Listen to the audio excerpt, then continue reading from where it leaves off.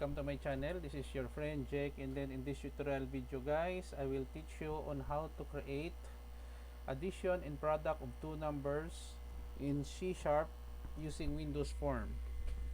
Before we continue, if you are new with my channel, please hit the like button, click the notification bell, share, and don't forget to subscribe to my channel for more upcoming video tutorials. So let's get started.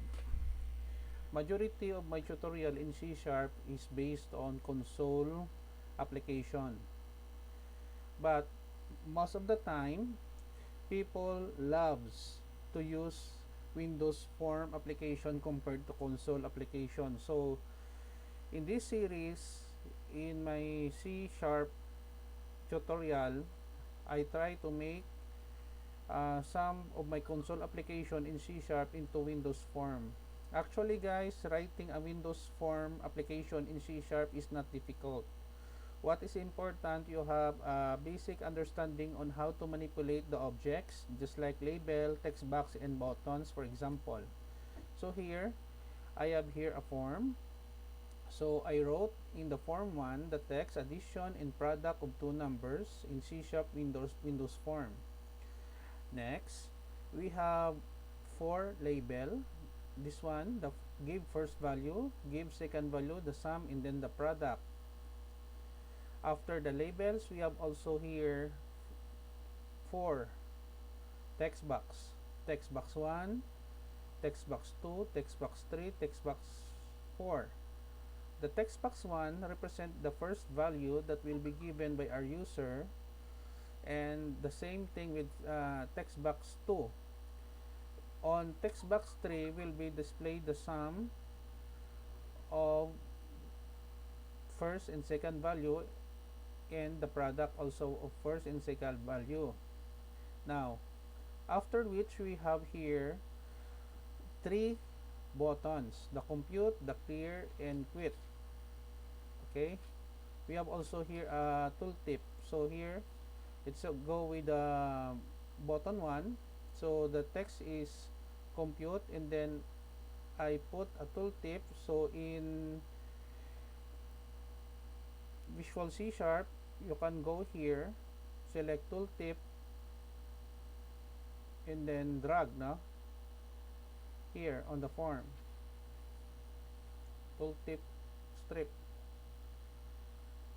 Okay, that's easy this one, tooltip, and then drag, and then every object, just like a button, you can assign different tooltip. Now, to give you an idea what is a tooltip is a small help, or it will give the user an idea what this button will do. Let's say for example this one, compute. Click here to solve the addition and product of two numbers. Okay, so let us double click the compute button. So here we have a very short code, very easy to understand. So I declare several variables here with the data type of integer. When we say integer, we are referring to these variables that can only accept positive, negative, including 0 variables. So we have here first, second, variable, add, and product.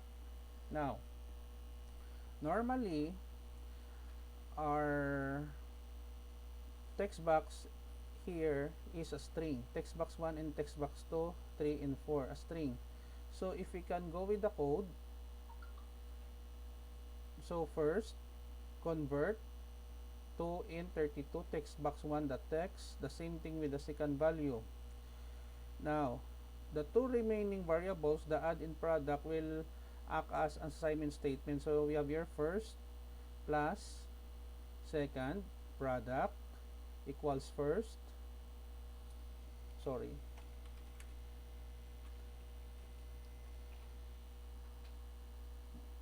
multiply or asterisk by second. Take note, C# is somewhat similar to C++ in Java.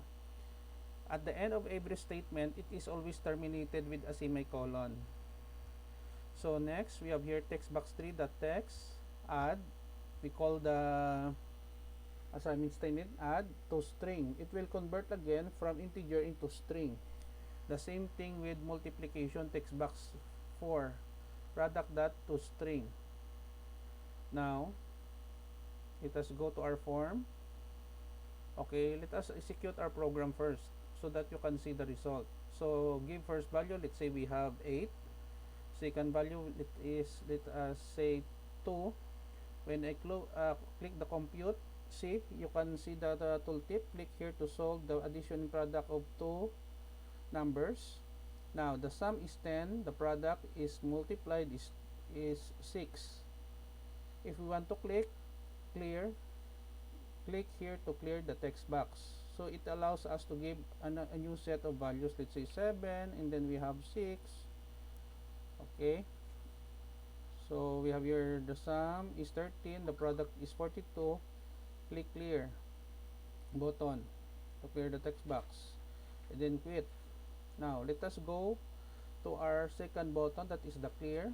So we have here text box 1, the text 2 and 3.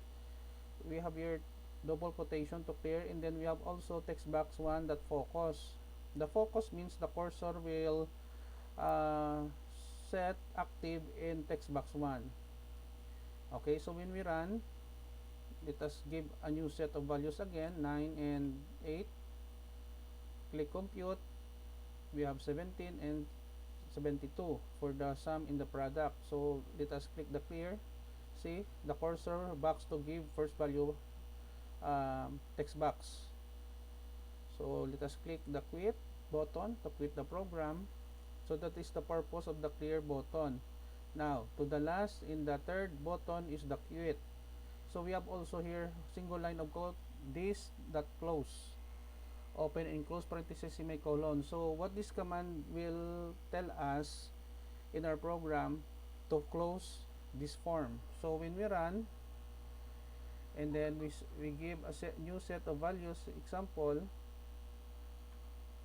you see 3 and 4, clear, and then when we click quit, our program exit. As easy as that. So I hope that you have learned something new in this tutorial video on addition and product of two numbers in C# using Windows Form. Don't worry guys, because I will put a link in the description below of this video tutorial so that you can download the complete and free source code of this sample program. Thank you very much for watching. If you like this video tutorial, please hit the like button, share, leave a comment in the comment section of this video tutorial, and then don't forget to subscribe to my channel for more upcoming video tutorials. This is your friend Jake saying see you in the next video tutorial guys. Bye bye for now.